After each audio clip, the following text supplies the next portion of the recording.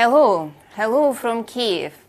Today is Ukraine Energy Day, and we welcome everybody here in the studio. Sasha, do you hear me? Yeah, it's okay. Good morning, Alberta, and good evening, Kyiv. It's really honor and privilege for us to welcome you on the Ukrainian Energy Day, which has been organized by Ukrainian Industry Association, Federation of Employers of the Oil and Gas Industry, in cooperation with the Embassy of Canada in Ukraine, Global Affairs Canada, and Alberta Ukraine Chamber of Commerce. Today, we are working under the special COVID rules. It's our reality. We have speakers in the studio in Kyiv, speakers online via Zoom from Ukraine and Canada. By the way, I'm in Washington now, and we have really a very international event. And Lana? Yeah, it's interesting because COVID made our reality different, and from time to time there are some advantages. We can combine our everyday life and meet people all the time despite the fact of being in different countries. We're still in Zoom. So I would like to pass the floor to you, Mr. Barbolet. So we are very welcome you here. Thank you very much, and it's a real pleasure to be here. My name is Adam Barbolet. I'm the Senior Trade Commissioner at the Embassy of Canada in Ukraine, and on behalf of Her Excellency Larissa Galadza, the Ambassador to Ukraine, thank you for joining us. Today we have 60 companies registered, so thank you for your interest. 2 to 3 years ago, Andrei Kobylev and his colleagues at UGV came to the embassy and they said, we'd like to see more Canada in Ukraine, more Canada in the oil and gas industry here. Now, as you've just been talking about, a lot has changed in the past, 7 to 8 months anyhow, but certainly the past 2 to 3 years. But oil and gas remains a key sector in the Ukrainian economy, a key issue for Ukrainian energy security, and key to the future of Ukraine. There's 2 key goals that I'm looking for today's webinar. The first one, for Canadian companies, I want you to hear from the main Ukrainian oil and gas producers about their priorities. Second, for Ukrainian companies, I want you to hear from Canadian companies about the technologies, the approaches, and the solutions that they have to offer. Today is a broad overview. We can't get into much more depth with 60 companies involved. But for more in-depth conversations, I'd invite you to follow up with Elizaveta Zhuravska, who works for the embassy. She'll be following up afterwards with you. And remember that the Trade Commissioner Service, the Canadian TCS, is here for you at any time and at every step of the process. So we wish you a productive and interesting discussion. Thank you. And with this, I would like to pass the floor to Mr. Shcherbenko, who is actually the host of this event. I greet all the participants of the Ukrainian Energy Day. Thank you for the support to the Embassy of Canada in Ukraine and Ms. Ambassador. I thank Chamber of Commerce Alberta, Ukraine, all of our partners both in Canada and Ukraine. Last year, the majority of us had a very pleasant opportunity to meet personally in Calgary during the Ukrainian Energy Day. This year, our reality was corrected by the pandemic, and we are obliged to work online simultaneously in Kyiv, in Alberta, and even Washington, as we can see. But I do hope that next 2021, we will be able to meet again offline in Calgary within the new petroleum show. So unfortunately, COVID 2019 impacted not only the format of the meeting, the oil and gas industry all over the world is living through not of the best times. I would say the wide-scale crisis. The energy resources are really impacting the oil and gas business. And altogether, during the last year, Ukraine has coped and achieved certain obvious results in the reforming of the local energy sector. In particular, we had successfully conducted unbundling of Naftogaz, having unbundled the GTS to the independent operator, and 2 months ago we have the gas market working for the consumers, which gives us certain conviction that and persuasion that we are moving along the proper way. At this way, the whole branch faces new challenges. For instance, the necessity to have high-scale, energy-efficient events and measures, and also the creation of the environmentally clean energy. Similar tasks and missions really claim fruitful cooperation on the global, international level. So, I'm sure our efforts will help to implement the most ambitious plans. We are ready to be involved in the construction of the new green economy, in particular to produce and even to export hydrogen, but still it is rather relevant to extract natural gas as the best way and best option for the transitional, so-called transitional fuel. Ukraine has substantial reserves of gas, in particular, even the deepest horizons and onshore and offshore of the Black Sea. We need for its exploration and developing we need investments and new equipment, new technologies, and of course, the help of the state. We do hope that even in spite of the world crisis, Ukraine will attract attention of the international investors, sectoral partners, including Canadian ones. And we are incredibly valuing the partnership with Canada, and we are ready to help and support the development and interaction and cooperation both at the level of the state and the level of the business of the branch. The Federation of Employers of Oil and Gas is supporting the reform of market and helps to activate the development of international cooperation and sectoral partnership. I sincerely hope that the founded last year Ukrainian Energy Day within Global Petroleum Show will become a nice tradition when year by year we will meet again and find common solutions to respond lots of questions. Thank you again everybody who is participating in today's event and the conference. Thank you. And thank you for the opportunity to be here and to listen to all the priorities. And I think that we will be able today to hear a lot of good ideas and a lot of plans which can be realized together with our partnership.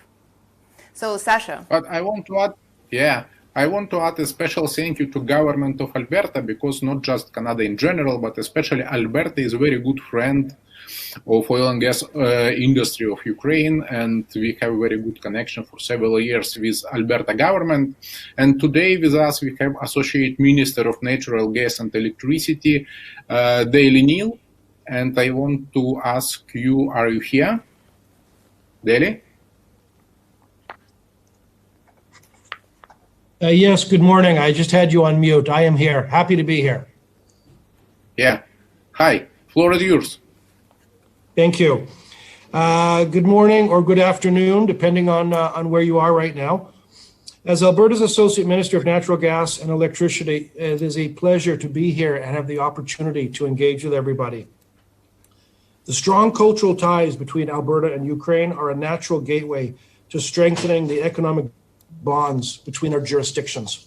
And I'm pleased to see that some of these links are already forming.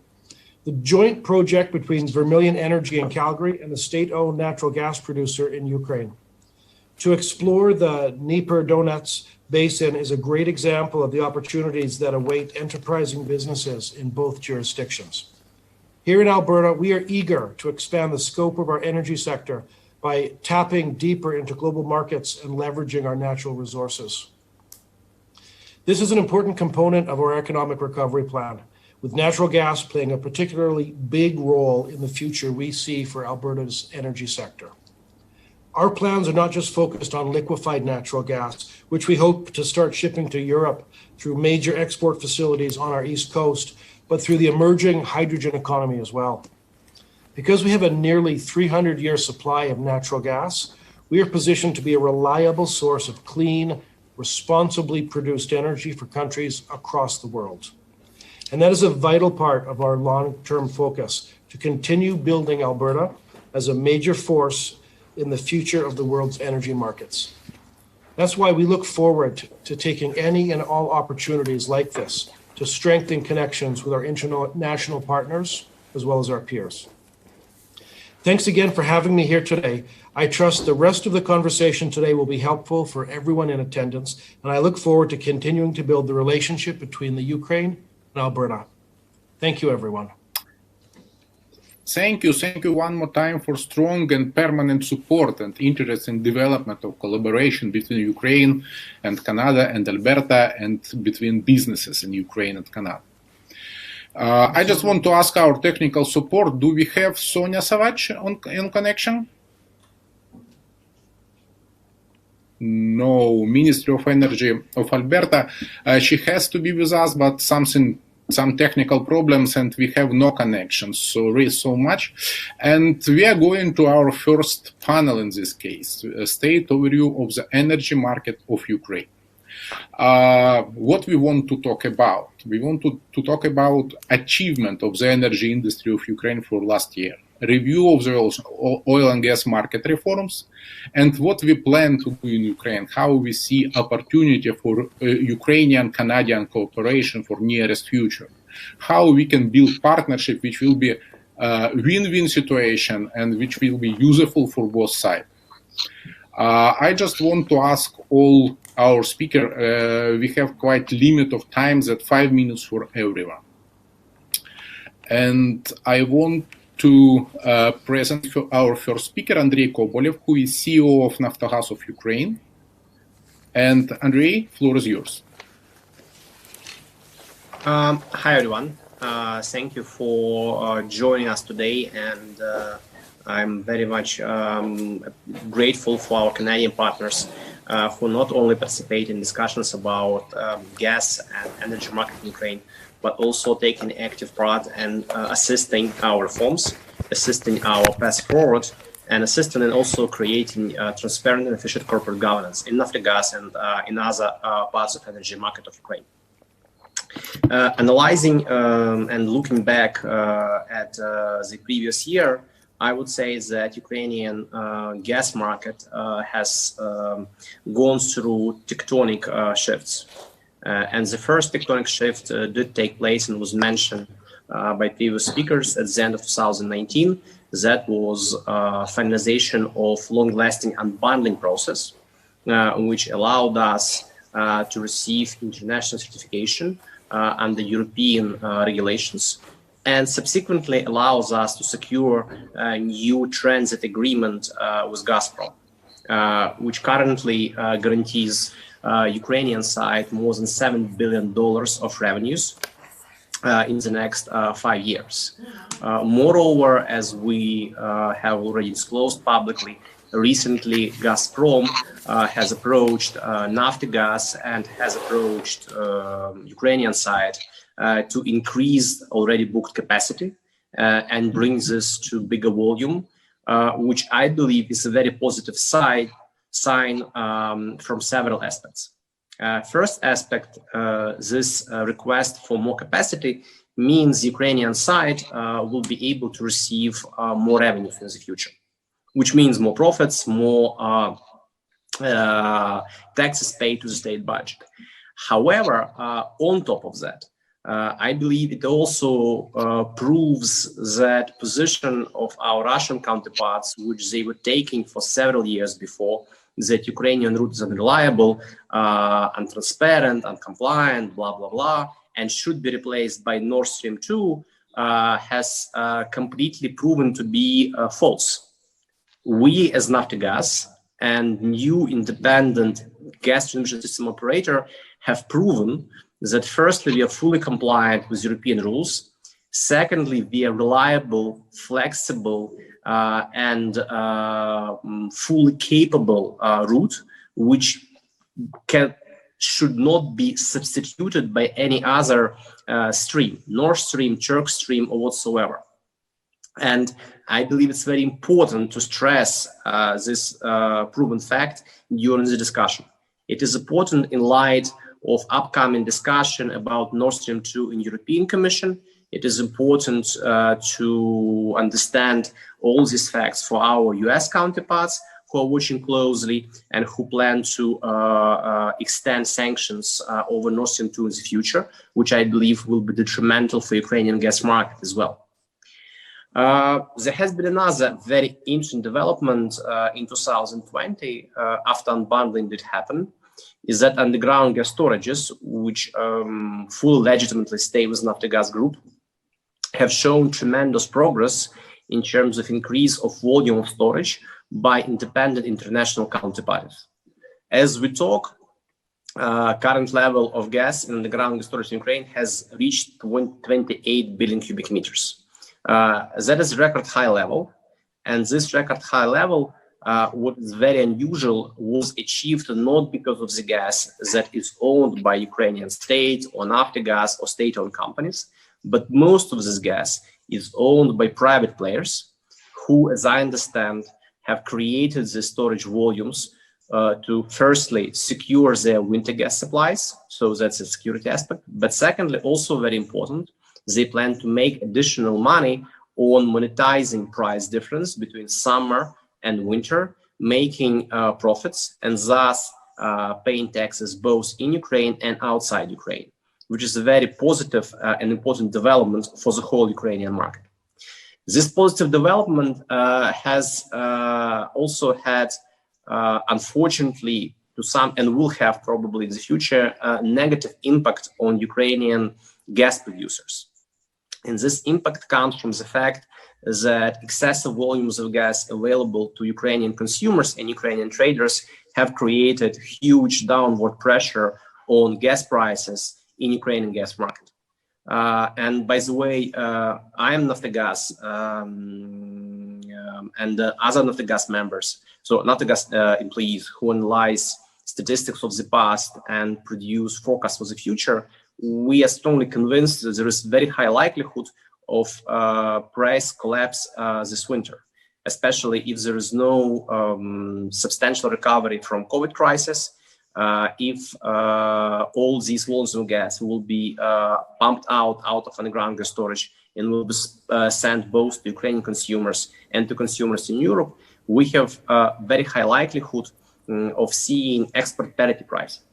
And export parity pricing is something that has not been seen in Ukraine for quite a long period of time.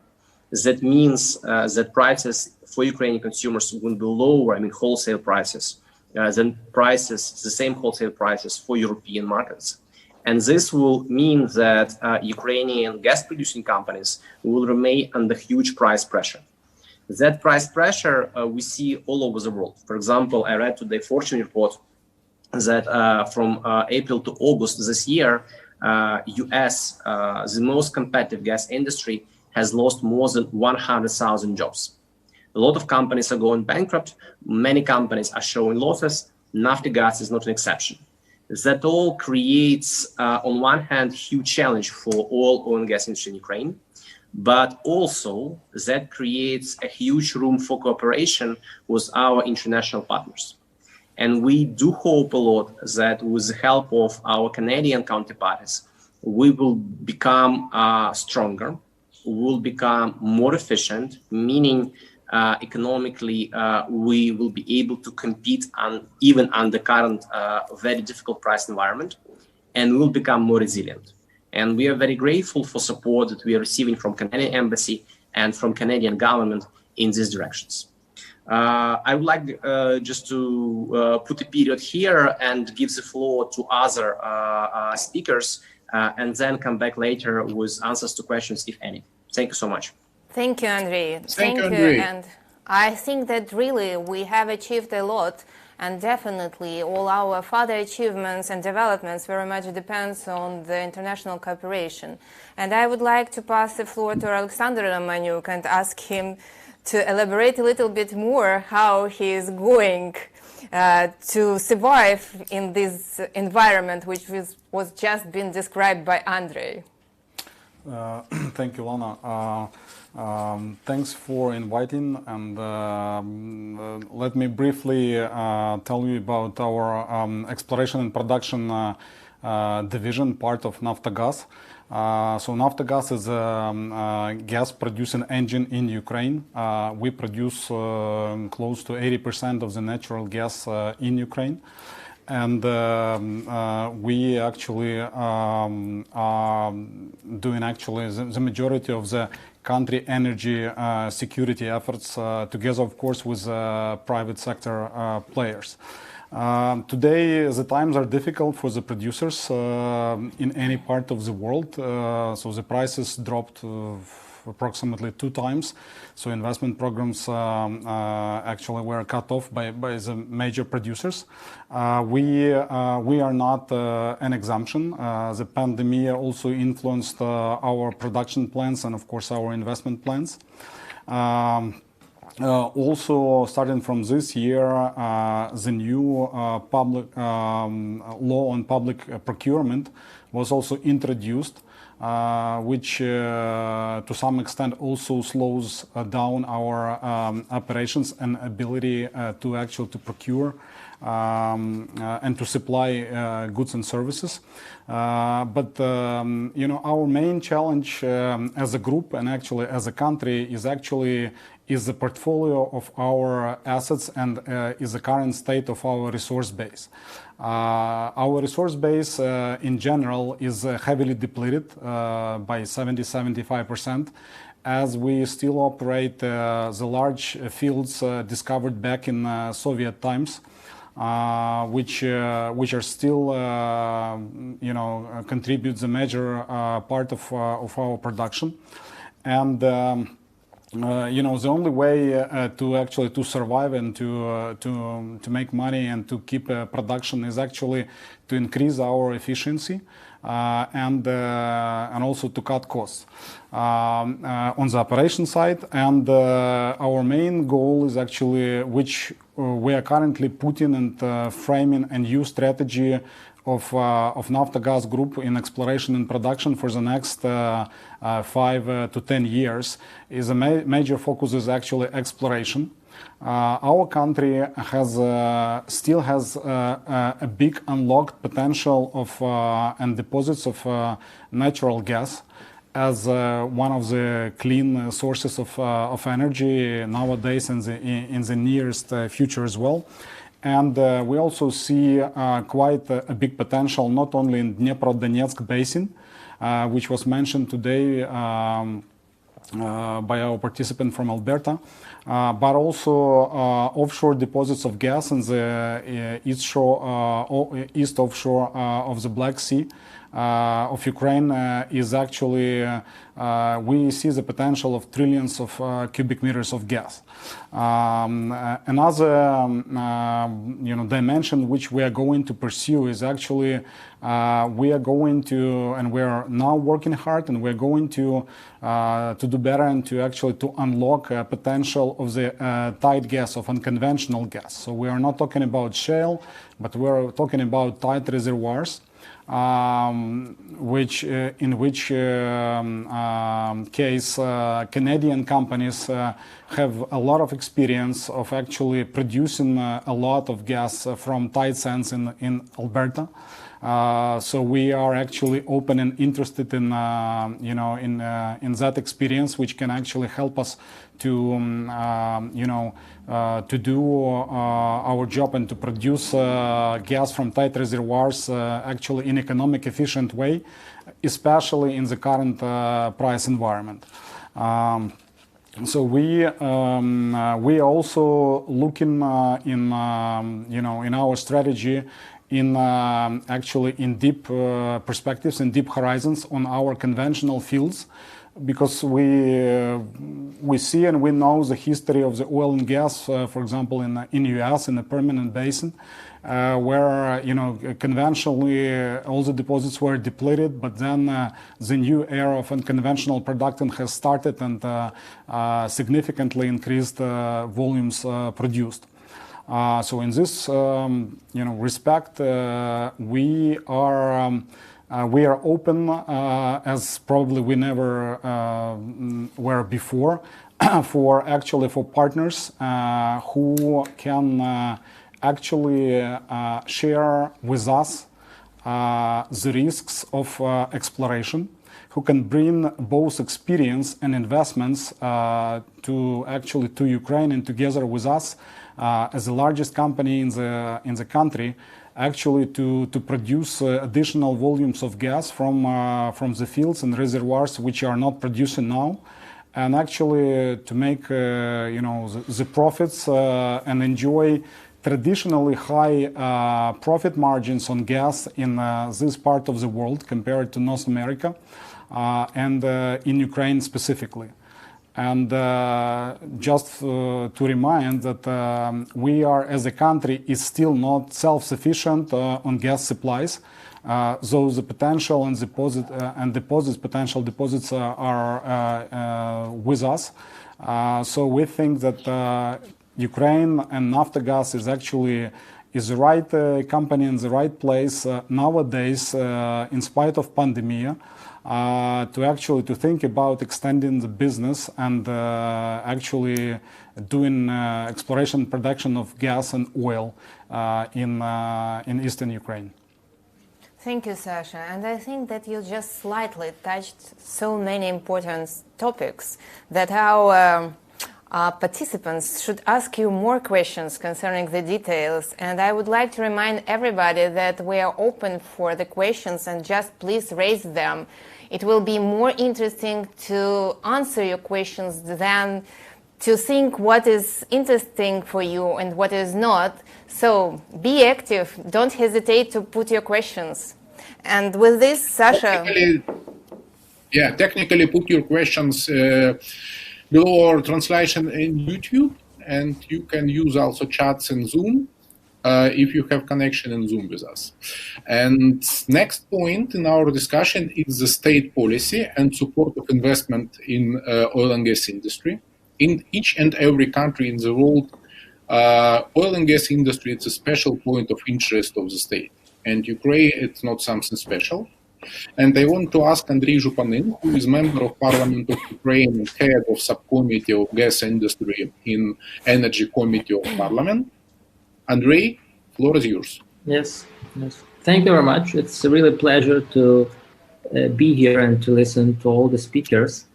I will briefly tell you about, since I'm the only member of the Parliament being here, so I will highlight some things that we are going to see in the next few months. So this season will be, I think this will be an interesting political season in terms of energy in Ukraine.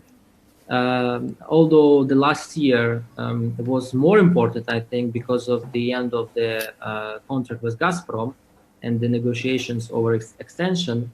But nevertheless, this autumn we will see few interesting and important things for Ukraine. Like, first of all, we are going to finish the process on negotiating product sharing agreements. And as you may know, Vermilion, which is a Canadian company that was already mentioned today, is taking part in 2 agreements. Hopefully by the end of this year, we will sign some of the 8 drafts agreements that are now on the table of the special commission that is reviewing the drafts. So fingers crossed that Vermilion will be one of those 8 agreements we will sign in the end of this year. So secondly, the Parliament has already received the draft bill that should complete the long-term story of relationships between Ukrenaft and Naftogaz. This is about the mutual debts obligations in the total amount of more than 37 billion hryvnias. Hopefully, again, the Parliament will be able to pass these laws by the end of this year. And as far as I understand, Naftogaz really needs those 2 drafts to be able to proceed with the plans with IPO plans in the future. Apart from this, also one important thing that is now on the agenda in Ukraine is a constitutional court review of the draft law, of the law actually, that was adopted and that completed on the legal side the unbundling process of Naftogaz last year, the unbundling of gas transmission system and the incorporation of independent gas transmission system operator. So we'll see, but hopefully again the Constitutional Court will recognize the law as constitutional, and it will just put the end of this story of unbundling, and the process will be officially and finally completed, and with no doubts as to the legality of the process. Apart from this, there are some other legislative initiatives that are worth to be mentioned here. First of all, we already passed in the second reading the draft law on energy units. This is about transformation from old Soviet energy units, so-called cubic meters, to European style kilowatt hours, and it is very beneficial for the customers.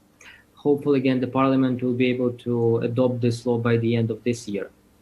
Apart from this, I'm working on the minimal. I'm working on the minimal oil stock reserves. That will be a draft law that is needed to accomplish one of the tasks of Ukraine in accordance with the association agreement with the European Union. So we aim to register the draft bill by the end of this year. Also, we are working on the CNG gas initiative, and we already prepared changes to the Ukrainian tax code to incentivize usage of CNG gas and CNG gas transport in Ukraine. Finally, many talks are now around the draft law 3820, which and the alternative draft law 38201 that regulates the debts on the gas market. And as you may know, there are more than 100 billion hryvnia debts between the participants on the gas market of Ukraine. I doubt that this issue will be completed and by the end of this year, but this is very important topic, and on different conferences that began from September this year, we are talking about these issues and how to solve them. So maybe my last point is about open the gas market for the consumers. As you may know, Ukraine opened its gas markets for the consumers, natural persons, from August 1st. This is a very big and huge step forward. And now we are starting to see some wins and losses of this decision of the government and the parliament. But as you know, I admire the free and open economy, so I support the step, and I hope that we will see some shortcomings and drawbacks of this decision, and we'll be able to manage them and to make the market fully competitive and fully open for the citizens. So this was shortly about what is going on and what will be going on in energy political autumn in Ukraine this year. Thank you for your attention. Thank you, Andriy. And we have also here with us Roman Tsaramaga, who is the Deputy Chairman of the State Service of Geology in Subsoil of Ukraine. And Roman, your 5 minutes. Good morning, good afternoon, everyone. First of all, I would like to extend greetings from the head of the State Service of Geology and Subsoil of Ukraine, Roman Opimakh. He unfortunately cannot take part in this panel. So due to the 5 minutes limit, I will try to be very short and very specific in my speech. During this year, the State Geology of Subsoil of Ukraine working really very hard to make access to subsoil of Ukraine and to minerals of Ukraine on a fair and market basis. And due to this, we initiated on the permanent on the permanent basis, we introduced the sale of licenses on electronic auctions basis. There are two mechanisms. The first mechanism is that the survey has launched the investment atlas of the subsoil users. This is the online platform with near the 300 blocks, which can be initiated via electronic auction. They are situated on the website of the service and can be initiated by any subsoil user. The other mechanism is the nomination process, where the companies can take whatever area they like, send the application to us, and we will help in preparing all the necessary documents for the electronic auctions. We had a number of the licensing rounds this year. Unfortunately, regarding the oil and gas, the outcomes are a little bit disappointing, but we understand that we are situating in the low market, and this is the reason. From the other side, we had a good example of selling on the auction the license for oil and gas with the amount of $30 million. This is really one of the biggest prize which the state got from the selling the license on the electronic system, and we think that in this environment, this is really a really good achievement. We also working toward digital solutions and making the bureaucracy process understandable swiftly, but through the digital solution. For this, we elaborating the electronic cabinet or the subsoil user. This will be the service which will help the subsoil users to apply with the internet for the auction or for getting the license, and we think that this will help to diminish all the bureaucracy problems which we have today. And we also opening the access to the geological information. We are working toward creating the data repository of Ukraine, and already a lot has been done on our website application. We open the geological information which we have within the interactive map.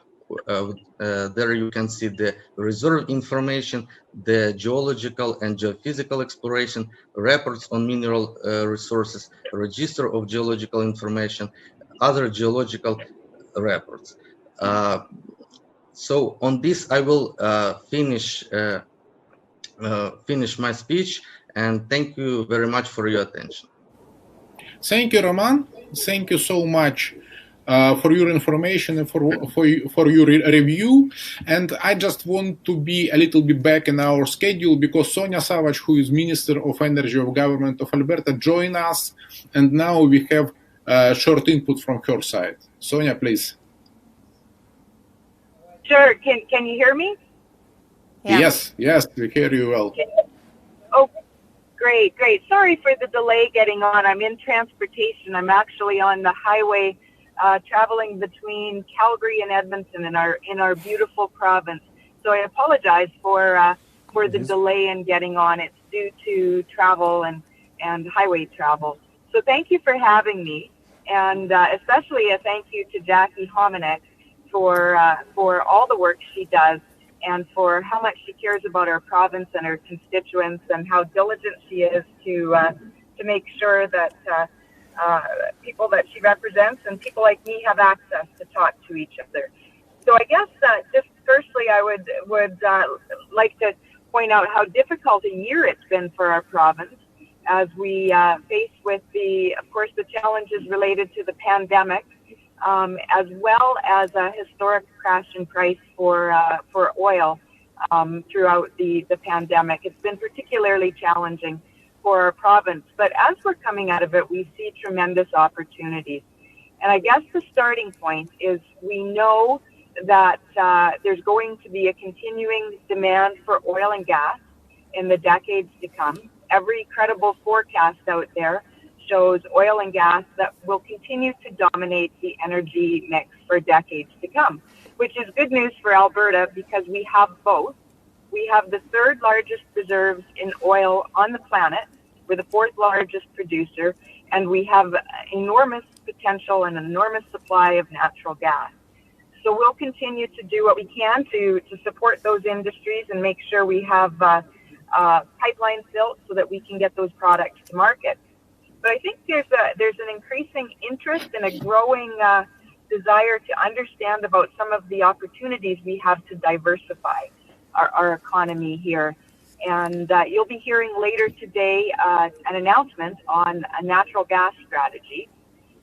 Last week, I announced our mines and minerals strategy here in Alberta that we want to very, very aggressively pursue mines and minerals. And we have those resources here. We have an abundance of lithium, uranium, vanadium. We have rare earth metals.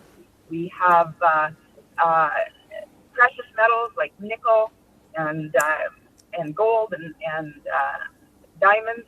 We just haven't pursued that in Alberta because we've been so focused on oil and gas. So over the months ahead, you'll be seeing us rolling out a strategy and a regulatory regime to enable us to search for mines and minerals, as well as mapping, geological mapping, to give a blueprint of where we can find those resources. You'll also see us rolling out this week a strategy to pursue geothermal energy. We have the heat here in the ground, and we can produce geothermal energy at the same time and from the same location that we have used for oil and gas production. So we'll be rolling out a strategy for geothermal. Just last month, we announced that we would be entering into an agreement with the provinces of Ontario and Saskatchewan and New Brunswick to develop a strategy for small modular reactors, smaller scale nuclear reactors. And we're pursuing strategies around producing helium as well. So there's a number of opportunities in the province, and I think you're going to see both myself and our Minister of Jobs, Economy and Innovation, Minister Doug Schweitzer, very aggressively rolling out and pursuing that strategy, because we know we've got a great opportunity here in Alberta. We have some very good competitive advantages here with a regulatory regime, with the lowest corporate tax jurisdiction in Canada and almost the lowest across North America. So we'll be pursuing that. So I'm quite excited about that. And again, I apologize for being late. I'm on my way into downtown Edmonton for a cabinet meeting. We're meeting quite regularly right now as we're rolling out our economic recovery strategy, which has all of these elements in that. So I'm not sure if we're putting this out for any questions, but I just, again, I wanted to thank you for the opportunity to say a few words and to encourage Jackie for the great work that she's doing, and to thank you for this opportunity. Thank you, Sonya. Thank you so much. Thank you for your inputs and your review of current situation in Canada and your strategy development. And now we are going to our Q&A session. And I want to address first two questions to Andrei Kobolev, because we have questions from our participants, and two of them, I believe, for you. First of all, it's a question about general situation in Ukraine. Participant asking us, I believe the main concern to do business with Ukraine is a banking system. Is there any effort to mitigate these difficulties? Andrei, you are head of a huge company, one of the biggest in Ukraine, and you have a lot of experience in work with different banks in Ukraine. But do you think that really the banking sector is the main concern for business? Is it difficult? Yes, it's difficult, but I do think that in general this is a problem of rule of law in general, not just the banking system. Am I right? Well, I fully agree with Lana here, and I think this issue of rule of law is one major ones which are hunting not only energy sector of Ukraine, but all other sectors. And fixing the issue of the rule of law will probably mean, with high likelihood, that both investors and local companies will feel safer investing in the sector. And that will open the way for many other modern technologies, advanced solutions. And I mean, any book you read about proper economies, about proper Western countries, rule of law is the first and the most important prerequisite for investing in any country, in any sector, whatever you choose. Andrei, second question also to you and Alexander Romanyuk. Is the Black Sea Shelf really interesting for the foreign investor in the context of the global crisis and falling energy prices? Do you really believe in this project? Let's split the question into two sub-questions. First one is whether we believe Ukrainian offshore play makes any sense. We believe that this is a question mark which needs to be explored, and exploration and giving an answer to this question should be the burden of Ukrainian side. We as Naftogaz have proposed Ukrainian government to put this burden on us and to invest into at least 3D seismics and maybe in initial drilling of exploratory wells. And then we'll be able to answer at least preliminary or to the extent we have explored this question. I give you example. Turkey have drilled 80 wells. Only the 80th well was successful. 79 wells they drilled did not prove any reserves and probably was a sign they should stop. They continued and they succeeded.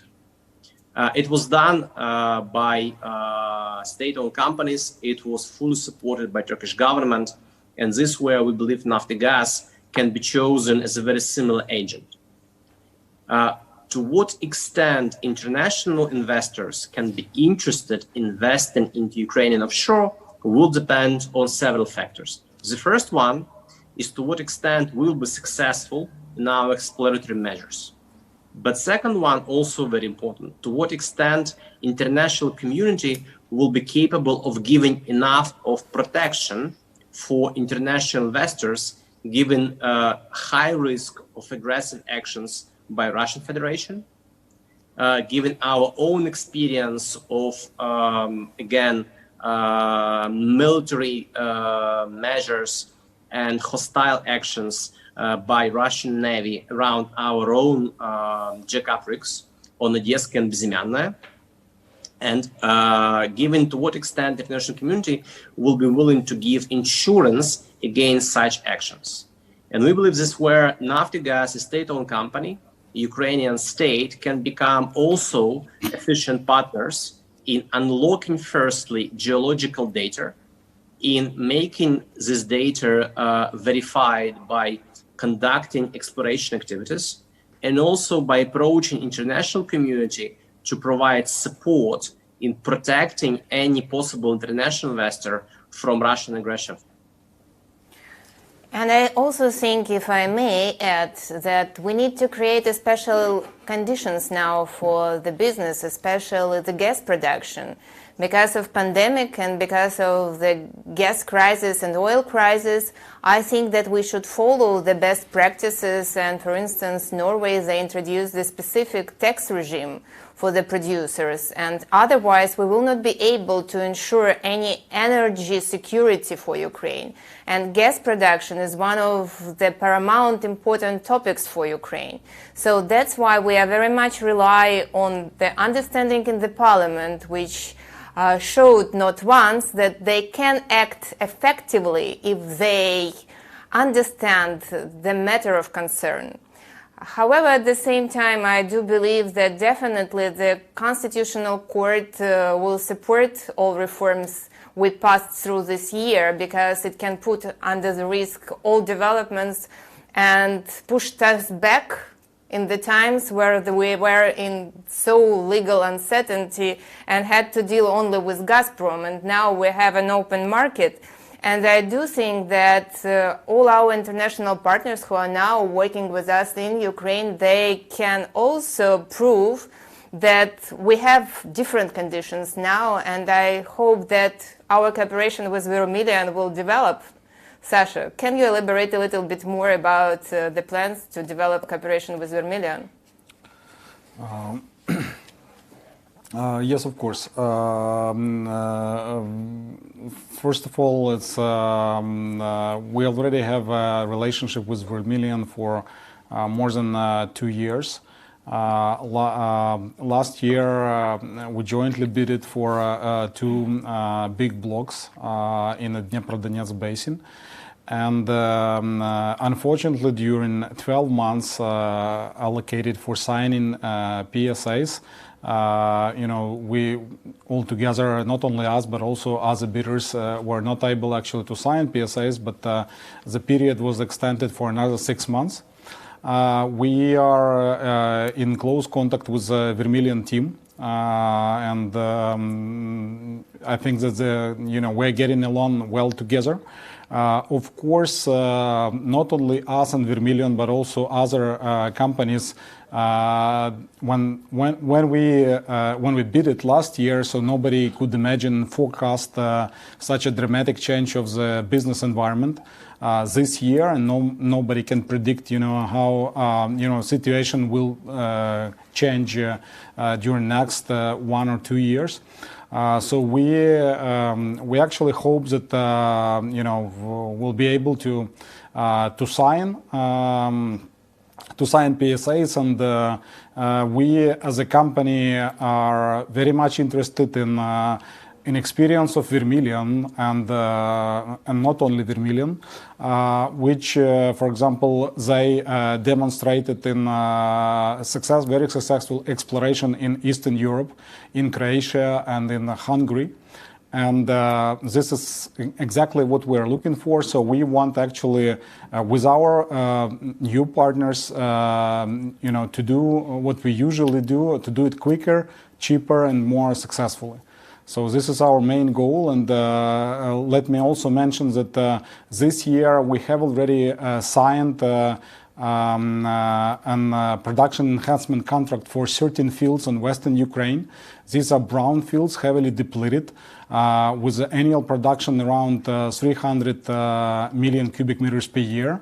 We run a tender, a competition, and a company called Expert Petroleum actually was chosen as a winner. They also have experience. They work more than 10 or 15 years on depleted fields in Romania, also with the state company. And this is exactly what we're looking for. So we want to focus on a key strategic dimensions and fields and areas, and we are open actually to invite partners and to negotiate and to run also in a transparent competitive process to choose the partners who can take our also depleted fields and stabilize declining production and even grow production, bringing their technology and higher level of efficiency. Sasha? Great, thank you so much. And I'm really sorry, but we have no time for more questions because we're a little bit out of our schedule for this moment. And we are going to the second panel. First of all, I want to say one more time thank you for all speakers. It was great. It was very interesting reviews. It was really interesting inputs from best experts of Ukrainian market. And now we are going to another part of oil and gas business, to the private part, because Naftogaz is a state-owned company and we're talking about some state policy. And now we are going to experience of private company, how they collaborate with Canadian company, what is real environment right now in Ukraine and how it's look in real life. And I want to ask Vitaliy Vitryk, Managing Director of Burova Technica LLC. Floor is yours.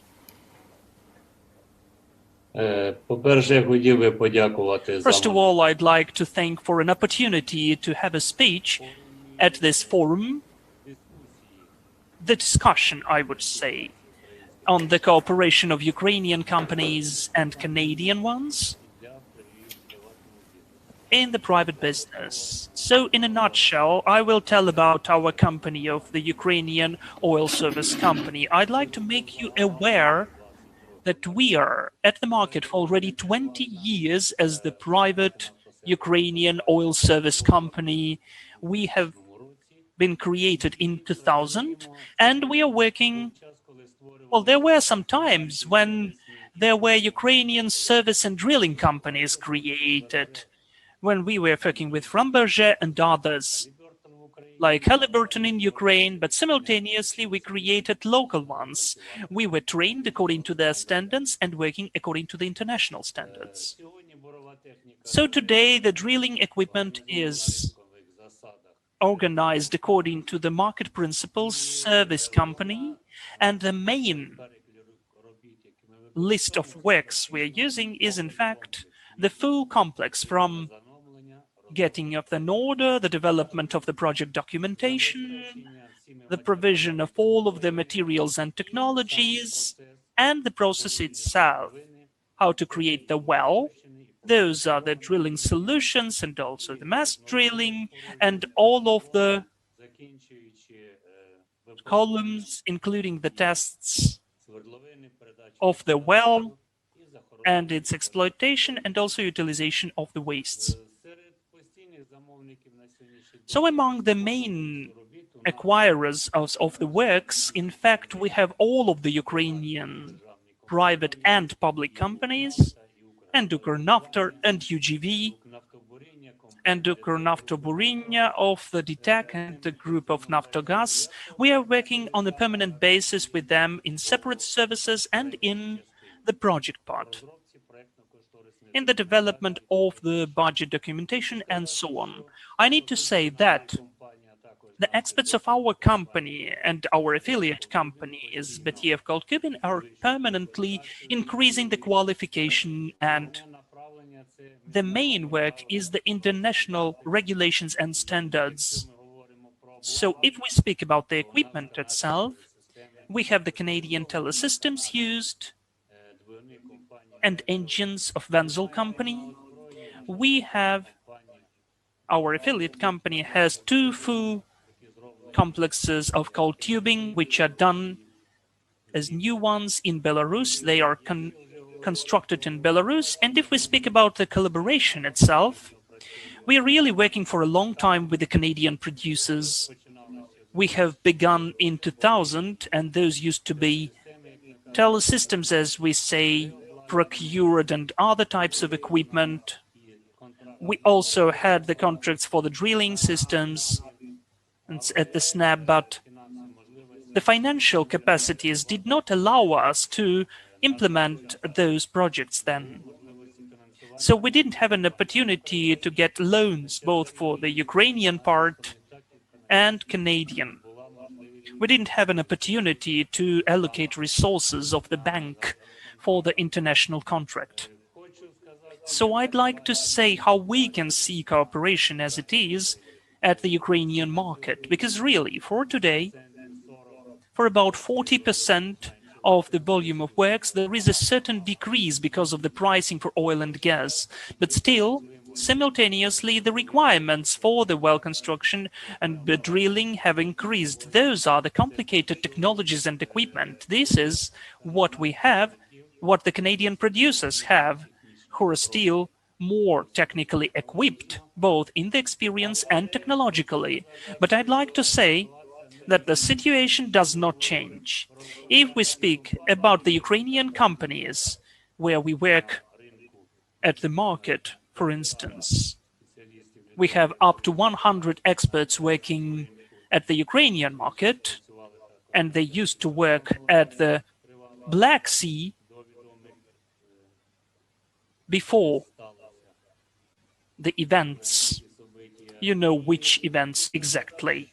I would like to say that what cooperation could it be to decrease, well, to cut my speech and to save some time? I would say that we are ready to cooperate with the Canadian companies, with their equipment, having our Ukrainian staff and English language speaking staff. I just chose to speak Ukrainian, and also with the experience of drilling for the development of our fields, for their equipment and additional equipment. Of course, we need additional funding. This is the current situation, and as far as I understand, for the acquirers who are coming to the market, including Vermilion, they want to have the service companies which are equipped, who know the Canadian and Ukrainian conditions of work, and the Ukrainian staff is much more reliable and cheap. But they are equipped, they should be equipped with the modern equipment. That is for the production companies and both the work for the Canadian contractors and us. I'm speaking about the drilling companies and coal tubing drilling, for instance, for the process. That's Vitaliy, so good I'm really that sorry, we have so some... many to talk about and to share. Sorry, but definitely we are limited in time. Well, okay. Yes. Last speech. Останнє. Ми готові. So the last point, we are ready to work. The only thing that we really need investments, Canadian equipment, together with our Ukrainian projects. Thank you for your attention and an opportunity to communicate with you. Thank you, Vitaliy. Thank you so much for your speech. And I want to transfer opportunity to say some word about current situation in private oil and gas business on Ukrainian market to Andrei Zakrevsky, who is General Director of New Folk Company. Andrei? Доброго дня. Добрий вечір. Good evening or good morning in Canada. I'm really happy to see all of you here and to take part in our today's online forum. Do you hear me well? Because I don't hear myself. Yeah? We hear you well. You hear me? Okay. Nice. So let me tell shortly about the situation of the private production market and the public market. In Ukraine, during the last 3 years, we've got several events which have already been mentioned today, both the opening of the market, which led to the private companies, both production and service companies, began to develop. So it led to the situation which can be both profitable and useful. We've got new technologies like coal tubing and machines. We thank UGV and Naftogaz for the new technologies, but also there are certain negative consequences. The opening of the markets led to the situation that the pricing has changed and our service companies are not ready to respond. And the production companies are not ready that the prices can change 2 or 3 times. If we overcame this crisis in 2014 and 15 as for the oil and got some lessons from that, that was nice. But as for the gas, it was painful and not that pleasant. So Vitaliy has mentioned that the decrease of drilling works volume is for about 40%. And I totally agree with this figure. But you see, 40% of what? If in 2014, 15 and 16, we had the situation when the drilling did not exist at all, 40% now out of 300,000 meters which were drilled in 2018-19, that is still better than nothing, than the increase from scratch. So we've got some market. Of course, there is the lack of 2 factors. That is the lack of money, which was mentioned by Vitaliy, and also before today's meeting, it's rather important to mention the Export-Import Agency of China, Kazakhstan, are suggesting and offering for their service companies at our markets the markets beforehand. So the Chinese companies, if you give approximately 60% of prepayment, they won't claim any additional payment for the services. And the Kazakh companies suggest the Export-Import Agency to have rather nice conditions, cool conditions for the service companies at the territory of Ukraine. Canada, though it likes Ukraine, and we like Canada, for about 150 years. By the way, we should celebrate that. It will be an anniversary of the cooperation of Ukrainian and Canadian oil and gas engineers at Ivano-Frankivsk region. We are cooperating for 150 years at the Ukrainian fields, but the Export-Import Agency still did not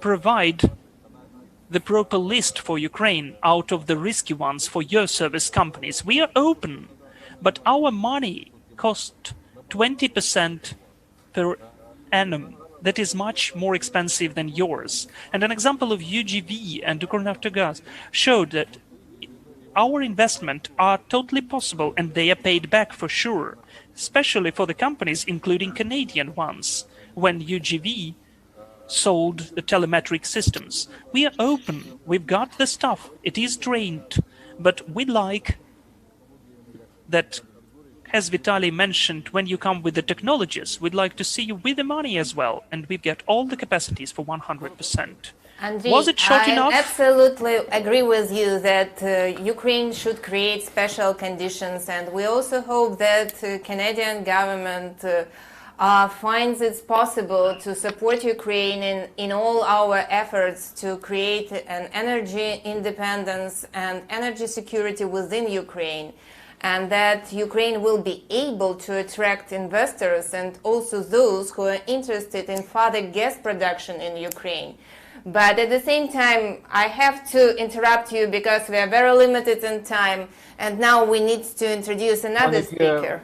У мене є тільки одне зауваження, що можна я зараз на... I've got certain remarks. Could I conclude with those several remarks? But very I personally... Very briefly. Реалізував... Да, я особисто на... Yes, sure. I personally implemented approximately... I was releasing 17 billion of Ukrainian money where we bought the equipment for our projects. And now I can see how Liza Zhuravska, who I hoped to see today, how she's trying to renew the relationship and to do that. I'm waiting for all of you on the 10th, 11th and 12th of November in Ukraine, either online or offline. Personally, please come to us if the borders are open. We, together with Liza Zhuravska, have prepared a nice conference, and the nice businessman who would like to meet you here in Ukraine. Lisa, I totally forgot about that. I do apologize, but we will see you on the 10th of November together with your Thank event. You for the invitation. We Thank also you, hope that we all will be able to join you. And Sasha? Thank you, Lana. I want to remind everyone that last year we announced the huge project between Ukraine and Canada, Ukrainian Modern Engineering Studies project. And I believe that this is one keystone for future collaboration between Ukrainian and Canadian companies for long term. And I hope that head of this project, Margarita Korotkova, will inform us about new achievement and progress and everything related to the project right now. Margarita, floors and yours. Thank you, colleagues. I'm really glad to be here today. And first of all, I would like to start with a great thank you to Adam Barbolet, who was on the very beginning of this project, to Vitaliy Shcherbenko, who is host of the project, and we do it on behalf of employers' organization of oil and gas industry. And just want to put some attention to absolutely necessary side of development of the branch, oil and gas branch in Ukraine. A few years ago, yes, the market growth was speeded up, and the renovation of relationship between Ukrainian and Canadian producers and service suppliers were started. was started. But we have to understand, and we have realized that to support this activity, to implement all the equipment, to implement all the technologies, we really need skilled staff we don't have in Ukraine at all. Thus, next slide, please. Thus, we have organized with help of Canadian Embassy. Next slide, please. Hello. Yes. With help of Canadian Embassy, who gave us contact of South Alberta Institute of Technology, huge project where we have more than 16 industry partners now, with help of Chamber of Commerce of South Alberta, and including institutional donors, and on the basis of universities to more proactive and modern universities like Poltava Polytechnic Universities and Kharkiv universities made by Beketov. Development of the project, next slide please, yes, this one, where the goal is to develop the basis for training and education of skilled professionals for oil and gas industry. We have realized that with help of Said, we have provided audit and realized that we don't have sufficient material base and labs. We don't have well-prepared instructors to develop our people, to develop our children, and to become supplier of human resources to support the development of the oil and gas industry. And for now, we can see that we were absolutely right, because we found out that we have a lot of partnership in process. We have bought a lot of technique, we have bought a lot of technologies, and we have to support these investments by human resource activities. Next slide, please. Yes, we have passed through 2 stages for now, as I mentioned, and looking for partners to support this project. Actually, you have seen 2 partners of Poltava's University, Igor Vitrik and Andrei Zakreski today, and they supported this university as well. And during last year, of course, it was absolutely challenging activities because a lot of things were stopped or put it on hold, unfortunately, but we are still moving on. And next slide please. Next slide, please. Yes, and several labs were implemented with help of different sponsors, thanks to them, and also we are continuing to doing it, and became more close to implementation of full program for petroleum engineering and instrumental engineering, which are mostly required for our branch in Ukraine. Just to make you give you imagination, let's go through several slides to present how we are moving on. And next slide, please. This lab was developed with help of Schlumberger and Naftogaz for 3D visualization and modeling. And next one, please. And one of the most larger private company producing gas company in Ukraine, DTEC, is already helping university to develop the lab space. And next one, please. Also, Siemens have pushed a lot of attention to the development of material base and curriculum of electric engineering specialty, instrumental engineering specialty, and we are in process with them as well. Next slide, please. Institutional donors are already in cooperation with our university. That's GIZ project, a well-known German donation company, not company but institution. Okay. And unified laboratory complex of ecological and energy security was installed. and also with the help of local, next slide please, local industry, we developed the base for this project as well. The Canadian company, let's move on the next slide, please. And the next one. The Canadian company who developed well-location integrity visualization, digitalization and analysis software, Cardio, also on the way of cooperation, and going to present their software to both our partner universities, and we are going to prepare students using this results of cooperation and make the graduates much more skilled. What do we expect in this case? We expect that using our partnership with Ukrainian and Canadian industry, using our partnership with institutional donors, we will be able to develop the base for producing of well-skilled modern specialists in oil and gas industry to support any investment, any activity, any service we are going to develop in Ukraine in our branch. Thus, you're welcome to join this project and support it in any way you can consider. We invite you to keep contact and ready to present more information, more possibilities, more opportunities, and find the way to cooperate with help. To help. Thank you, Margarita. Thank you so much. Thank you for your presentation. And I'm really sorry we have time just for one question more. And Lana, I want to address you this question because our participants asking us how can Ukraine and Canada work together to develop a hydrogen economy. And hydrogen economy, it's new quality for all countries in the world and